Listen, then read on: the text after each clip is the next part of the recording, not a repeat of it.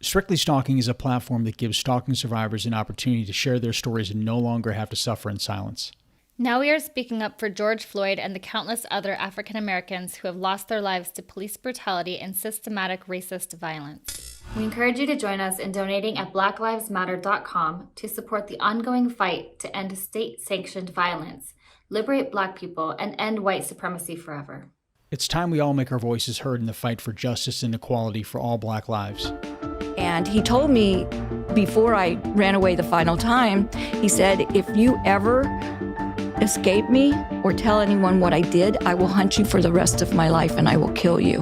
But he invested everything in finding me and terrorizing me. He fed off of my fear.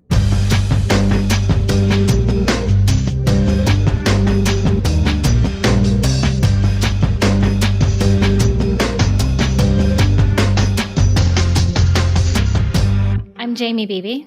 And I'm Jake Deptula. On today's episode of Strictly Stalking, we will hear from actress Kate Romero, detailing how her ex-husband stalked her for over 44 years and how she fought back to reclaim her life. We'll also hear from Roz Hedietian, a therapist and mental health advocate who helps stalking victims deal with their trauma and provides insight on why people stalk. She'll also be sharing some helpful tips on how to cope if you are being stalked. Welcome to the show, Kate. Let's hear how this all began. My mother actually has 7 children, and we all have different fathers. She was a very beautiful redhead with green eyes and high cheekbones and freckles. When I was 6 months old, my mother just gave me away to strangers while my father was away at work on a work trip. And when he came home, he didn't know where I was, and she said she had to give me to somebody because she didn't want me to infect my siblings with measles. And she really didn't know who she'd given me to. Turns out it was a family named Snodgrass. And my father took a couple years to find me through the courts. And when he found me, he brought me back to the family, and the family that didn't want me, and then promptly died of a massive heart attack 2 weeks later. Wow. And in the interim, while he was looking for me, he had created a will that said, if I don't live under the same roof as my mother, should anything happen to him, that my mother would not get his pension. So every time I ran away as a child, she had them bring me back because I was, basically the breadwinner of the family just because the will, that was a clause in the will. And when I was 4, my mother took a boyfriend. His name was Rocky. He is now deceased, but he started molesting me when I was 4, and my mother knew about it, and he proceeded to do that until when I turned 17, he informed me he was going to kidnap me and take me to Florida and marry me because he knew that my mother didn't want anything to do with me. She didn't protect me at all, and I had no one to turn to, and I was terrified, and I knew he would do it. I knew. I just didn't know when. And I was working as a car hop in New Lebanon, Ohio at the time. And he's told me this information, and I'm really, really bummed. And there was a older man who drove a 1964 gold Cadillac who would always come to my station. Every time it was my shift, he would be in my station, and he would always order a peanut butter and chocolate malted, and I would love to go make it for him, and he would drink it, and we would talk, and then he would give me a $5 tip. So it was about 3 months of doing that. And then this day when I went to work after hearing what, my mother's boyfriend was about to do, he says, "Why are you so down?" And I said, I didn't really want to tell him, but what do I got to lose, right? So I told him, and I told him that every time I ran away my first time when I was 5 years old in the ghetto of Detroit, Michigan. It was safer out there than it was in our apartment. And so I told him that every time I ran away, they had the police bring me back because my mom got money if I lived under her roof. And he said, "Well, I know what to do. I know a justice of the peace in Jackson, Tennessee, and you lie about your age, say you're 18, because I was 17 at the time. And he said he'll marry us, and it'll be a platonic business deal. As soon as you turn 18, I will give you an annulment, and you'll be free for the first time in your life, and they cannot make you come back. You'll be considered an adult." So we talked more about it, and then we made a plan. And we made a plan for November 7th, 1973. And the plan was I come home from high school and I act like there's nothing weird. But that morning when I went to school, I wore a dress that I would like to get married in. And I didn't change my clothes after school like I normally would. But I took out the trash and I just kept walking. And I hoped that he wasn't waiting for me. And I hoped that he was. And so I get in his car. We drive through the night. 8:00 the next morning, we go into the justice of the peace. I lie about my age. We get married.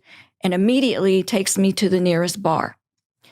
I had never drank before, and he ordered in honor of his golden Cadillac drink for me, which is cream and brandy and nutmeg, and I had 3 of those. So anyway, closed the bar down. I guess he spent pretty much all of his money. We hadn't discussed where we're going to stay. We hadn't discussed anything beyond getting married. So we drove through this area, which I later learned was called the red light district, where people go to, do drugs and prostitution and rent hotel rooms by the hour. And he talked the hotel manager into letting us stay in one of the rooms that smelled like lilacs and urine. And it was really nasty, nasty room. I'd never seen him drunk before, but he was really grouchy and like just cussing a blue streak. And then he laid down on the bed and passed out. And I was feeling sick, so I went in the bathroom and I threw up because I felt horrible. And then he's passed out on the bed, and I tiptoe back in and I leave all my clothes on and I pull up the bedspread and I crawl in as quietly as I can. And I no sooner got the bedspread tucked in around my chin as he came to life and jumped on me like a circus freak and ripped my clothes off, and he raped and beat me that night. And he raped and beat me for 18 more months after that.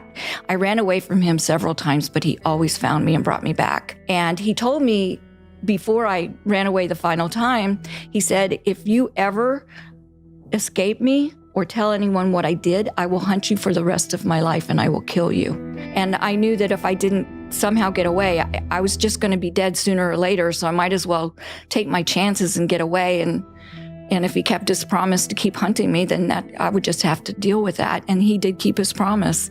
I moved to Arizona and joined the Army so I could disappear. Every time I had a new address, and being the dutiful citizen, I would, go to Social Security and change my address like you're supposed to do every time you move. And he had a friend working there, or a fellow criminal. I don't know if he had any friends, but he had someone working there that would tip him off every time I changed my address. He would send me nasty cards with pictures of himself flipping me the bird with his hair in his face, drunker than just drunk, and saying, I know where you live and I'm going to kill you. And those would come intermittently, and he would get my little sister, my baby sister, to tell him where I'd moved to, and she always told him. So I was married with a child when he drove from Dayton, Ohio to Hollywood, California, banged on our apartment door and told me to come out, that I'd been gone long enough and it's time for me to come home now because I was his wife. Wow. And how many years later was that? Well, my son was 9 years old and I was married to his father. And I handed my son's father the baseball bat to like get him. And he handed it back to me. And I thought, okay, I did not marry well this time either. So I called the police and he went back to Dayton and he kept following me everywhere. Every time I moved or changed my phone number, I would get flowers with a card saying, I know where you live. He would call me and prank call me on my new phone number, private. I went underground to the extent that I didn't even do the census, but he invested everything in finding me and terrorizing me. He fed off of my fear. The more underground I went, the more he found me and the more joy he seemed to extract from terrorizing me. A year and a half ago, I was doing a charity speaking engagement where I was sharing my courage, strength, and hope with the people who bought a ticket to come there for the fundraiser. And he sent somebody to pull me off stage. And the people who were running the charity had to sneak me out the back door. They had to keep him out. They called the police. And it just became a really big problem. So I started making phone calls along with my husband to find out what my rights were. And every police station I called, detectives, you name it, they just said, we don't handle that, ma'am. We don't handle that. I'm going to take this into my own hands. So I kept calling everyone that I could. And I was told that I could file a restraining order and I wanted a permanent one. I know it's just a piece of paper, but it's also peace of mind. And so I started stalking the stalker. He ended up living at his deceased mother's house where he and I lived for a little while. So I couldn't remember exactly what the address was. And I saw in my mind's eye what the road name was. And then I Googled that road, and then I saw his mother's name who owned the house, and I remembered that was her name. So I got the address, and I went and I filed a restraining order, and we had the sheriff deliver it. And once I was trembling. I was so scared. It's poking a nest of rattlesnakes. I don't know what he's going to do. And when you file a restraining order, you are in more danger then than if you do nothing. So your life is really in danger when you take action and you turn the tables on the stalker. And so we did that, and he cried holy hell about it. It's like he fought it. First, there's a temporary restraining order, and then there's a permanent one. You have a hearing. So we're at the courthouse, and we thought, well, he's not going to show up. I'm going to get my restraining order. The court told him he could call in on speakerphone from Dayton, Ohio, which is what he did. But he had to pay $85 every time he did it. So it's getting expensive for him if he's almost a vagrant. And he's actually 74 years old right now. Wow. And as far as I know, he's still alive. And he called in every time on speakerphone, and I had to hear his voice every time for 10 months on speakerphone until the final day. And in the interim, I had gotten in touch with Judge Rosemary Akalina, who is the judge who sentenced Larry Nassar, the pedophile, to 175 years in prison and signed his death warrant, basically, by doing that. She and I became friends, and she told me that I should write my victim impact statement. As long as I want it to be, I'm allowed to read it. Even if they try to get me not to, I have the right to read that victim impact statement. And it ended up being like 25 minutes long.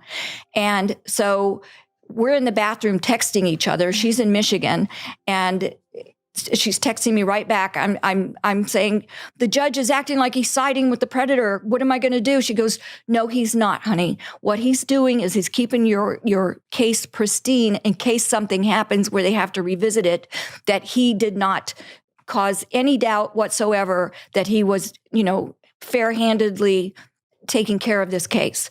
So I said, okay, all right. And so the judge did ask the predator questions like, why is it that you don't want this restraining order to take place? Why are you trying so hard to set it aside after all these months of postponing it and trying again? And he said, because, Your Honor, I'm a citizen and I'm allowed to own a gun, and I can't own a gun if I have a restraining order against me, and I want to bring my gun to California. And my eyes got big like saucers, and I'm like, see? Yeah. And the judge just looked at me, he was trying to have a poker face, but I could see something change in his eyes, like we're not dealing with a full deck in this guy. And he said, well, what do you want to do? He said, I want to come to California, and I want to face her, and I want to sort this out. And the judge says, well, if you come here, you have to bring eyewitnesses, and you have to have a very, very good case, or this could go badly for you. You could end up in jail. And it could cost you a lot of money. And that's when I knew the judge was like trying to see what he had and if he was going to come. And so he just listened to that. And then I told the judge that this guy had come to my home in Hollywood from Dayton, banged on my door and told me to come out. I'd been gone long enough. And my son yelled through the door, nobody here by that name. And he made fun of my son when he said, oh yeah, I did do that. And and the judge said, why did you do that? He said, because I wanted to see what she looked like. When it came time for me to read my victim impact statement, my knees were knocking, my hair was bouncing up and down on my head because I was trembling so hard, and my voice was cracking and I was crying, but I still read the entire thing. And there was one point where the court reporter had stopped typing because she was so listening to all the things he had done to me.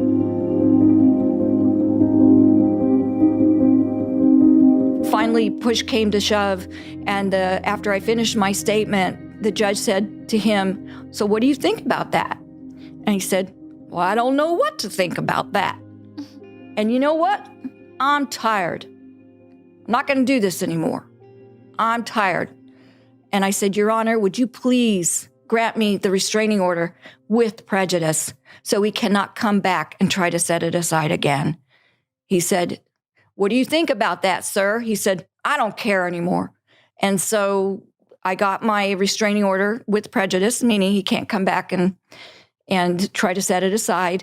And that day, he heard in my voice, even though I was trembling, even though I was crying, he heard that I wasn't afraid of him anymore. And what I learned on that day is that my fear was keeping this stalking alive.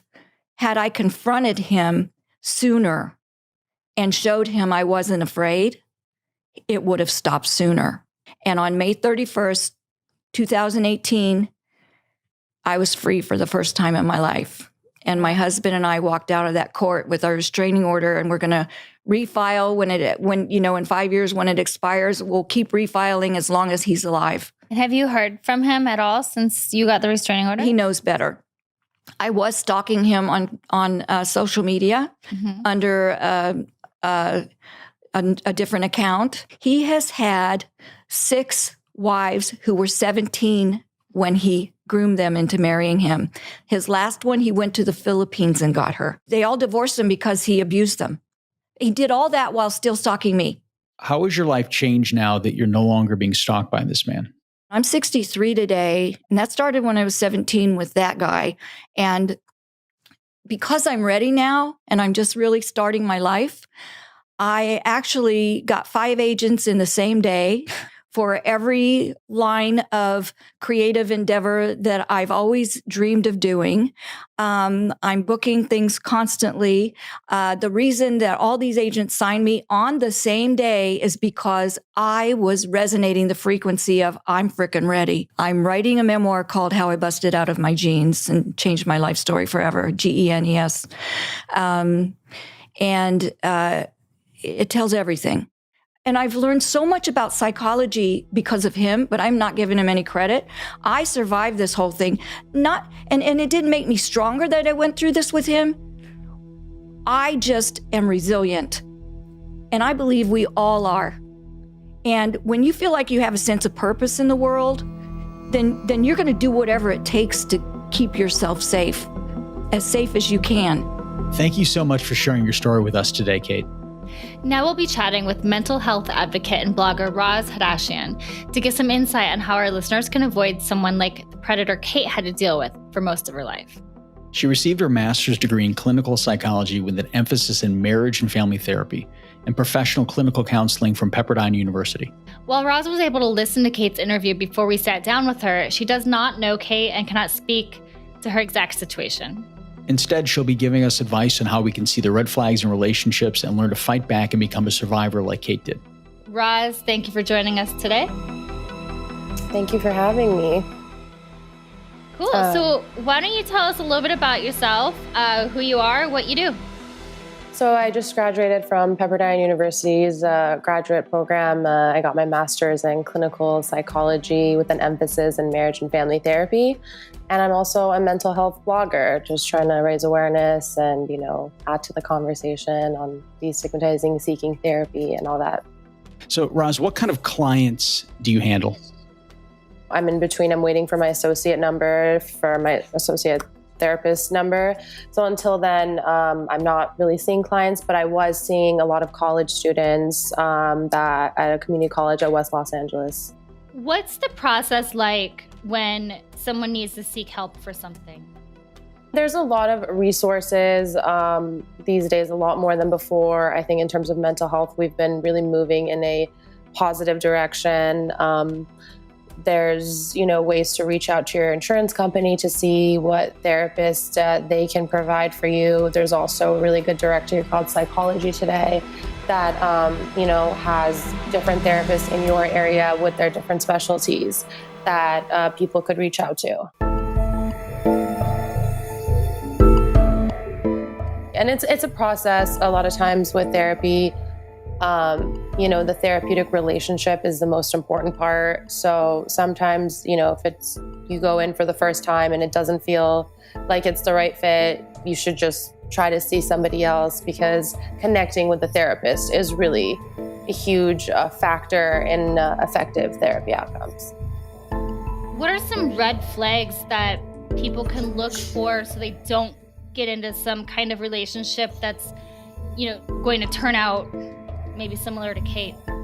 It's really complicated, like given her life story, that really plays a role in it, because when you're coming from a situation in an abusive home and an abusive family, it's not uncommon for people like that to find themselves in another abusive situation and for that pattern to continue until, they seek help or they, become aware of it.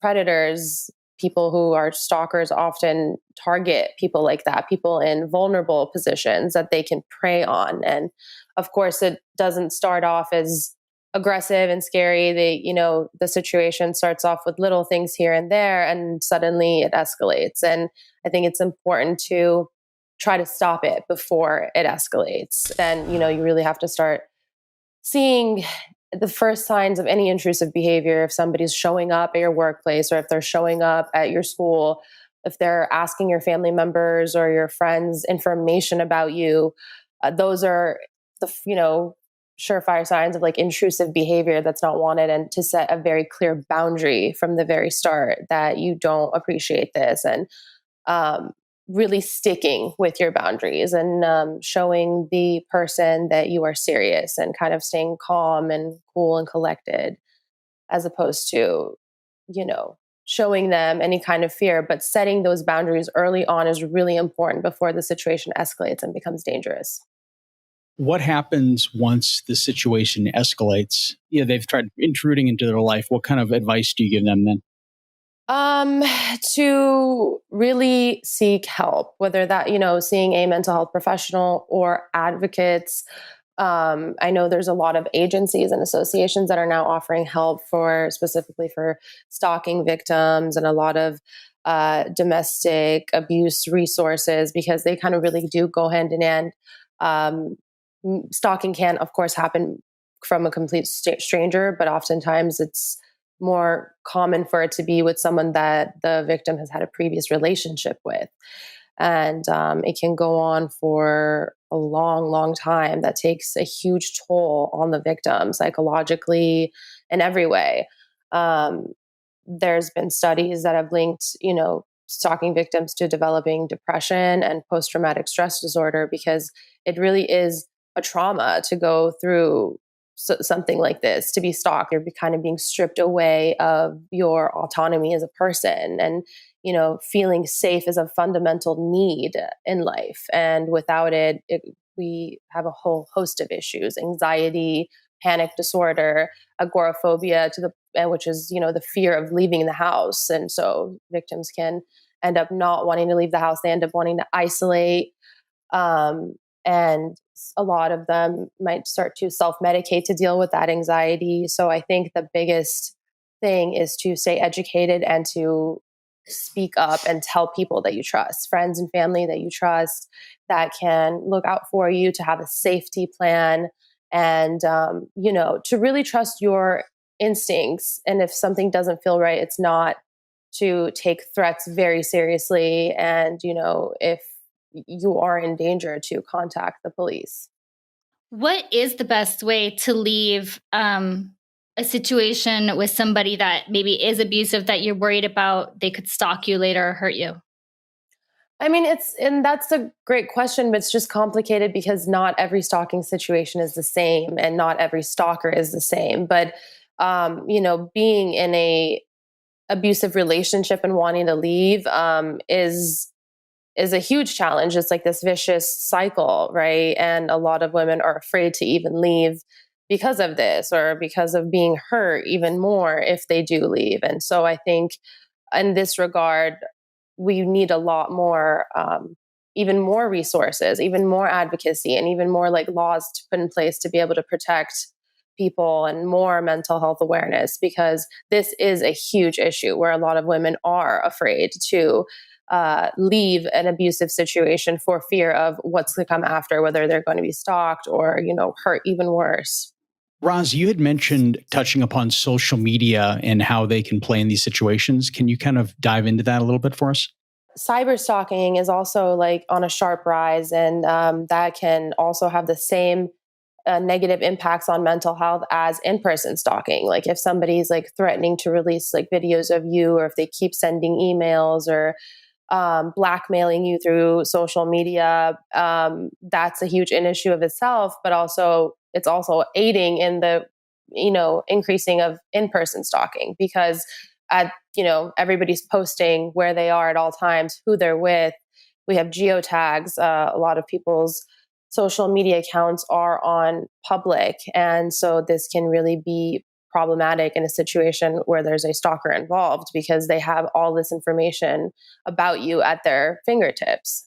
When you were dealing with different, college students, was that the primary form of harassment or bullying or even stalking that they were dealing with?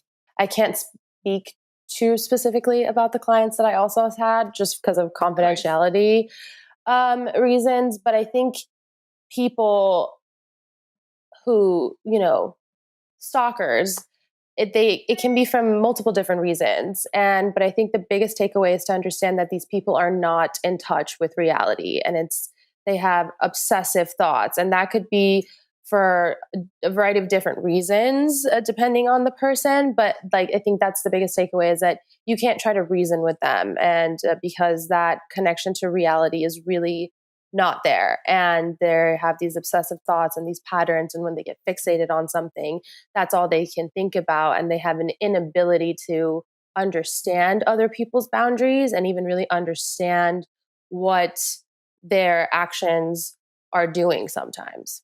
Can you touch more on what maybe you've studied or what you've learned about that obsessive behavior that stalkers have? Yeah, I mean, like I said, it could be different. Where for one person, they could be predators, and it could be that they really do see you as a possession that's theirs, and they own you. And it's like, that's where all that comes with, like, oh, if I can't have you, then nobody can. And there's a sense of entitlement, and who knows what kind of story they're creating in their minds, or that sense of like power over another human being. That fear is like really the fear that they're invoking in their victim is really making them feel powerful. Or there can be other situations where the person just cannot read social cues, cannot understand that their actions are not wanted, and it's the story they have in their mind about the relationship they have with the victim is very different. So it can be, different things for different situations. What's some advice that you would give somebody if they came to you and they had been in a relationship with somebody who's now stalking them? Obviously, like, to take safety measures first. They know their situation better than anyone to really know, like, are they receiving threats? If they're receiving threats, to take them seriously. But definitely to have a safety plan in place, and to reach out, whether that be to trusted family, friends, or the police, or mental health. Like, if they're coming to me, I would tell them to like seek other resources to ensure their safety. But I also think it's because when you're in a situation where you're being stalked, I think there's this fear, and you feel paralyzed with the fear. And so you're not doing anything, because in a way you feel like you can't do anything. And I think a lot of victims struggle with this, because in a sense, your power is being taken away from you, or at least that's how it seems, because like, as I said, your autonomy as a person is stripped away, like your rights and, privacy is completely violated. And that can really mess with a victim's mind. And to remind them that, while we don't have control over other people's actions, we can try to take into control how we respond to the situation. And I think even like Kate mentioned in her story, and that was really cool, is like she finally took matters into her own hands and started making phone calls. And that's really when things started to change for her, when she decided to start fighting back. And that can be very scary. But I think that's, necessary, not to say like to engage with the stalker specifically yourself, but to really start taking the steps to show that you are being proactive in this situation.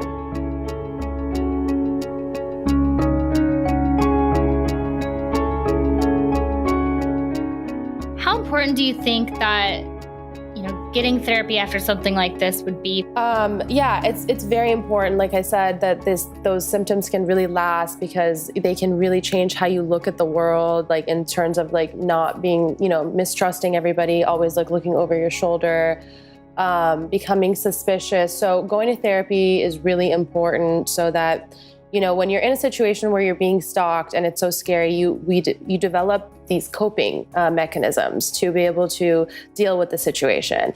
And oftentimes after that situation is passed, we take those coping mechanisms with us, but they're not adaptive anymore. At that point, they've become maladaptive and they're hurting us now instead of protecting us. And therapy really serves as a great tool of, self-reflection and realizing and becoming self-aware.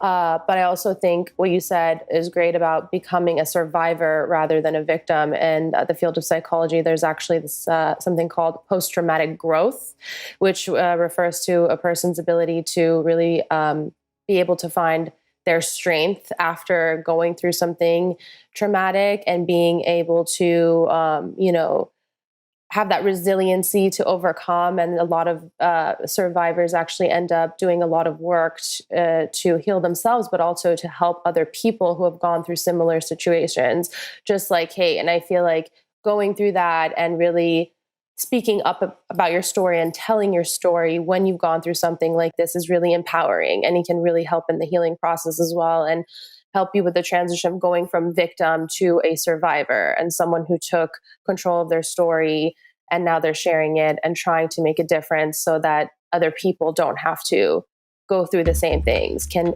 be, really empowering to people. Many of the guests that we have on the show are still being stalked. We're trying to figure out a way to give them, ways to like cope, but at the same point, what they can do in their daily lives to kind of battle this. Even if the stalker is not there, this trauma is still the residual effect in their lives. So, yeah, I mean, I think for one, I think this is great that you guys are doing this podcast, because it provides a platform for people to be able to come and tell their story and also hear about other people's stories, because stalking is actually quite common. It starts very early. I think early, before the age of 25, and it can go on for such a long time. So I think the fact that we're raising awareness, because a lot of cases actually go underreported, and they don't get reported because people are scared to speak up, as we talked about. But I think that hearing other people's stories, especially for those that have maybe overcome it, can be, like a light at the end of the tunnel to show them that, this is something that can be overcome, even though when you're in the situation, it feels like it's never going to end. And you're just exhausted and completely worn out with fear of when the next time the stalker might show up or whatever it may be, but to remind themselves to be proactive and to take those daily steps and to take care of themselves, and to also, understand that the negative emotions that they're having are normal. They're normal responses to a devastating situation, but that there is ways to heal, and it doesn't always have to be like this. It's important to note that when you're going through this, it might be your tendency to self-blame and to think, what did I do to deserve this? And that can hinder you from reaching out for help, but it's important to know that this can happen to anyone and that it's not your fault. And you do deserve to have support through this. Nobody should go through this alone, and to know that there really is help out there.